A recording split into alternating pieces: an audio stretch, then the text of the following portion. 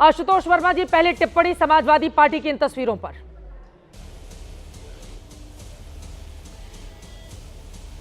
धन्यवाद चित्रा जी। चित्रा जी, मुझे लगता है कि भारतीय राष्ट्रीय कांग्रेस को अभी बहुत कुछ सीखना पड़ेगा।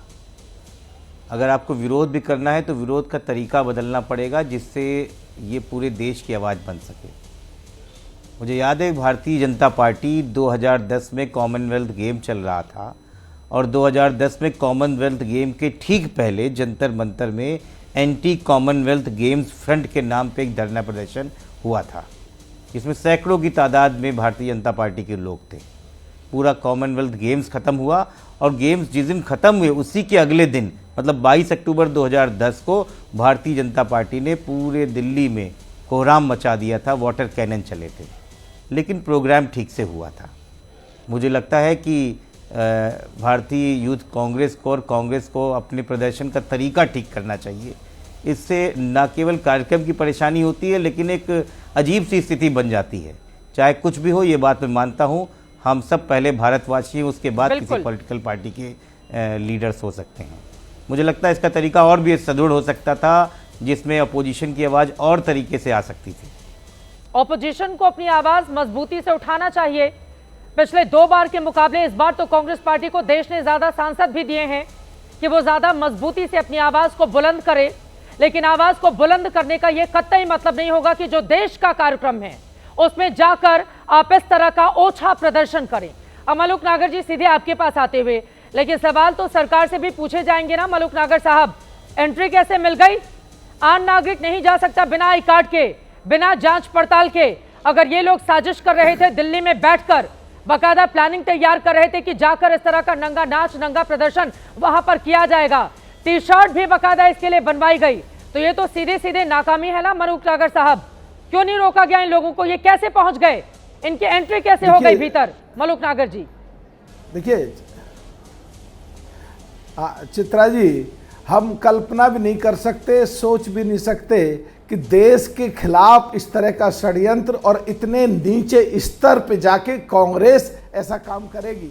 फिर भी हम आपके टेलीविजन पे मानते हैं कहीं ना कहीं चूक जरूर रही है, जो वो कपड़े उतार करके अंदर जा रहे थे। चित्रा जी, हमने माना कि ये लोग पूरी तरह 3 बार देश की सरकार से अलग रहे, ये टूट गए, हार गए, चूर चूर हो गए और पूरे देश स्तर पे जो सो कॉल्ड इंडिया गठबंधन है वो बिखर गया और वो किसी भी एक भी प्रदेश में इकट्ठे चुनाव नहीं लड़ पाए और वो हार गए।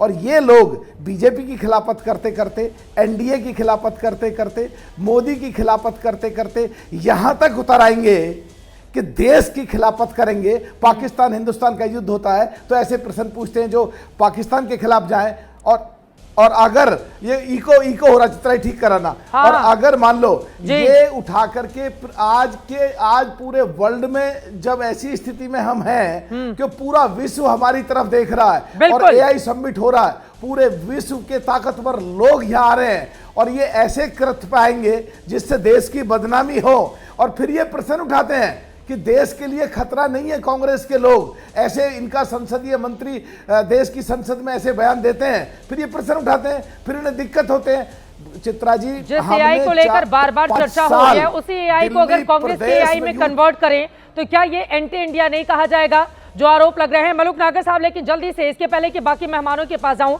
यहाँ पर जो भारत की ताकत है इस एआई समिट के जरिए दुनिया भर में जा रहा है, दुनिया देख रही है। आज भी कार्यक्रम चल रहा है, कल भी चलेगा। यहाँ पर 644 एआई टेक्नोलॉजी प्रदर्शित की गई है। 41 अंतर्राष्ट्रीय टेक कंपनियों के सीईओज यहाँ पर शामिल हुए। 3 लाख के करीब विजिटर्स यहाँ पर पहुंचे।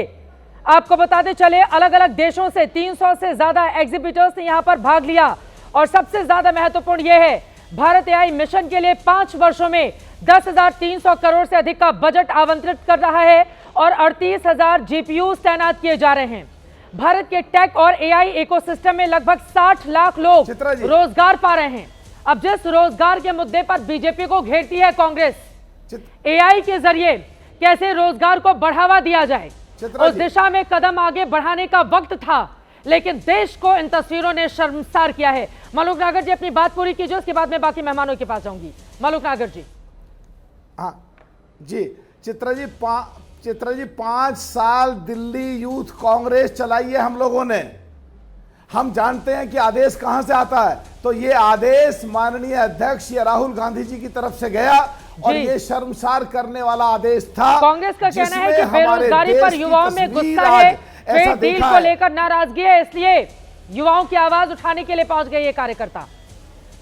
अरे अगर युवाओं में, जहां तक ट्रेड डील की बात है, भी साइन नहीं हुई है, एंट्री में एग्रीमेंट हुआ है, फाइनल साइन तो होने दो। उससे पहले ही तुम्हें अगाज आ गया, तुम भगवान हो गए, तुम्हें ऊपर से आदेश आ गया, भगवान ने तुम्हें बता दिया कि खराब होने जा रही है। पहले एग्रीमेंट साइन तो होने दो। और जहां तक बात बेरोजगारी की है, जो प्लेटफार्म मिलते हैं, संसद मिलती है, संसद तुम चलने नहीं देते, संसद में तुम्हारे बस की बहस करना नहीं है। एलओपी रोज कहते हैं प्रधानमंत्री को बुलाओ, जब वो आते हैं प्रधानमंत्री, तुम संसद छोड़ के भाग जाते हो। तुम्हें संसद में बहस बस की नहीं, किसी प्लेटफार्म पे बस की नहीं। तुम ऐसे ही काम करोगे, विदेश में जाके देश की खिलाफत, पाकिस्तान हिंदुस्तान के समय में ऐसे प्रश्न पूछो, देश की खिलाफत। आज एआई पूरे वर्ल्ड हमारी तरफ देख रहा, वहां जाके नंगे होकर के तुम कमीज उतार करके जाके कर रहे हो, ऐसे कृत्य पे उतर आए हो। अभी आबादी के हिसाब से 8.5% एरिया पे तुम्हारी सरकार है, ऐसा ही रहा तो जीरो हो जाओगे। सोमनाथ भारती जी समझ लो अभी भी।